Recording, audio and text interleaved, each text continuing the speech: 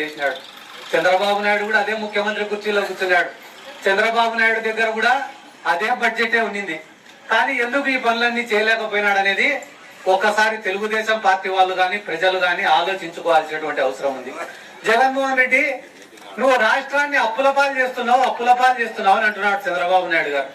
జగన్మోహన్ రెడ్డి గారు చేసిన ప్రతి పనికి కూడా ఒక లెక్క ఉంది. ఈ రోజు ఆడ ఉండే సచివాలయాన్ని చూస్తే గుర్తొచ్చేది వైఎస్ జగన్మోహన్ రెడ్డి గారు. ఆర్బీకే సెంటర్ ని చూస్తే గుర్తొచ్చేది వైఎస్ జగన్మోహన్ రెడ్డి గారు. వాలంటీర్లను చూస్తే గుర్తొచ్చేది జగన్మోహన్ రెడ్డి గారు. సచివాలయాల్లో ఉద్యోగస్తులు చూస్తే గుర్తొచ్చేది జగన్మోహన్ రెడ్డి గారు. మినీ గోడౌన్ ని చూస్తే గుర్తొచ్చేది జగన్మోహన్ రెడ్డి గారు. ఒక పెన్షన్ ని చూసినా, ఆసరా పథకాన్ని చూసినా, చేయూత పథకాన్ని చూసినా, జగనన్న ఆరోగ్య సురక్ష కింద వైద్యం చేపించిన సురక్ష కింద మీకు సర్టిఫికెట్లు, birth certificate, death certificate, marriage certificate, income certificate, దేన్ని చూసినా కూడా మీకు గుర్తొచ్చేది వైఎస్ జగన్మోహన్ రెడ్డి గారు. అసైన్మెంట్ కమిటీల కింద పట్టాలను చూస్తే గుర్తొచ్చేది వైఎస్ జగన్మోహన్ రెడ్డి గారు. చంద్రబాబు నాయుడు గారిని చూస్తే ఏం గుర్తొస్తాయిరా అంటే ఎన్టీఆర్ ని వెన్నుపోటు ముడిసేది గుర్తొస్తుంది. చంద్రబాబు నాయుడు గారిని చూస్తే ఏం గుర్తొస్తుందిరా అంటే నీరు చెట్టు కింద దోచుకునేది గుర్తొస్తుంది. చంద్రబాబు నాయుడు గారిని చూస్తే ఏం గుర్తొస్తాయిరా అంటే జన్మభూమి కమిటీలు గుర్తొస్తాయి. ఒక పెన్షన్ రావాలన్నా, టీడీపీ గవర్నమెంట్ లో ఉన్నప్పుడు ఒక పెన్షన్ రావాలన్నా, రేషన్ కార్డు రావాలన్నా, ఒక ఎస్సీ కార్పొరేషన్ లోన్ రావాలన్నా, బీసీ కార్పొరేషన్ లోన్ రావాలన్నా, మీకు ఏ పథకం అందాలన్నా కూడా జన్మభూమి కమిటీలో సంతకం పెట్టాలి. ఆ జన్మభూమి కమిటీలకు ప్రతి దాంట్లో కూడా కమిషన్లు ఇవ్వాలి.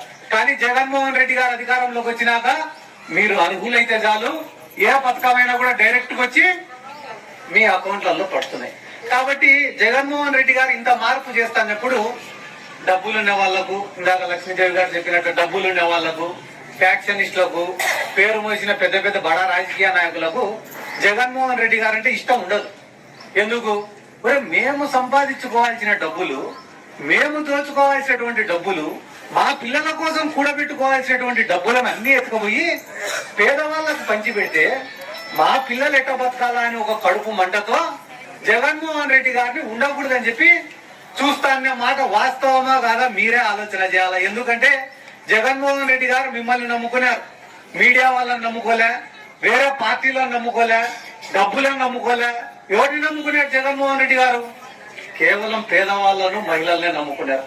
నేను చేసిన మంచి నిజమైతే, దాంట్లో నిజాయితీ ఉంటే మీరే ఆయనను కాపాడతారనే ఒక నమ్మకంతో ఈ రోజు ముందుకు పోతున్నాడు. కానీ ఆ పక్కన తెలుగుదేశం పార్టీ వాళ్ళు, మీరు కూడా రోజు టీవీలు చూస్తూనే ఉంటారు కదా, న్యూస్ ఛానల్ చూస్తూనే ఉంటారు కదా.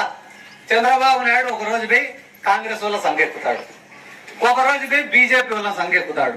ఇప్పుడు సంఘాలు ఖాళీ లేక పోయి పవన్ కళ్యాణ్ నెత్తి మీద కూర్చున్నాడు ఈ రోజు. అంటే ఏ ఎన్నిక వస్తే ఆ పార్టీతో పొత్తు. ఈ మాట కూడా వాస్తవమా కాదా? మన రాష్ట్రాన్ని విడగొట్టింది ఎవరు? కాంగ్రెస్. మన రాష్ట్రానికి రాజధాని లేకుండా చేసింది ఎవరు? కాంగ్రెస్. మన రాష్ట్రాన్ని లోటు బడ్జెట్లోకి నెట్టింది ఎవడు? కాంగ్రెస్. మన పిల్లల భవిష్యత్తును నాశనం చేసింది ఎవడు? కాంగ్రెస్.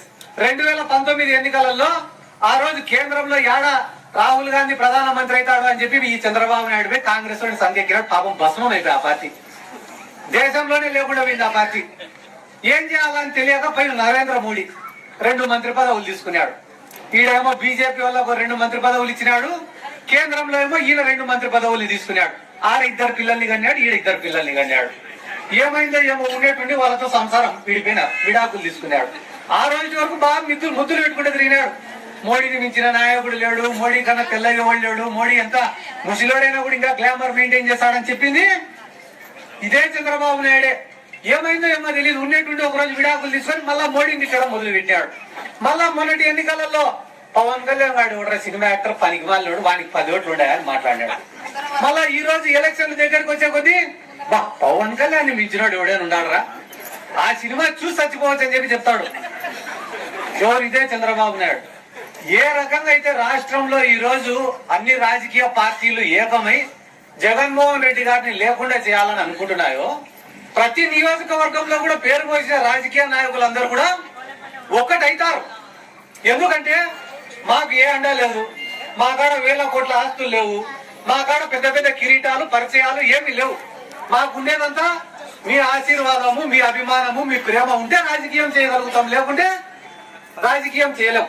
కానీ ఇక్కడ ఉండే తెలుగుదేశం పార్టీ వాళ్ళు ఒకడేమో హైదరాబాద్ లో రియల్ ఎస్టేట్, ఒకడేమో సారా వ్యాపారం, ఒకడేమో టేకు వ్యాపారం, ఒకడేమో టుంక్యాక్ వ్యాపారం, ఒకడేమో కాంట్రాక్ట్లలో కమిషన్లు, వేల కోట్ల ఆస్తులు సంపాదించుకున్నారు. సంపాదించుకొని ఈరోజు అందరూ సైకిల్ పార్టీలో చేరాలని చూస్తారమ్మా. ఒకడేమో దూరాలని చూస్తాడు, ఒకడేమో ఆపాలని చూస్తాడు. వాళ్ళ బాధ అట్టుంది ఈరోజు. కానీ ఎందుకు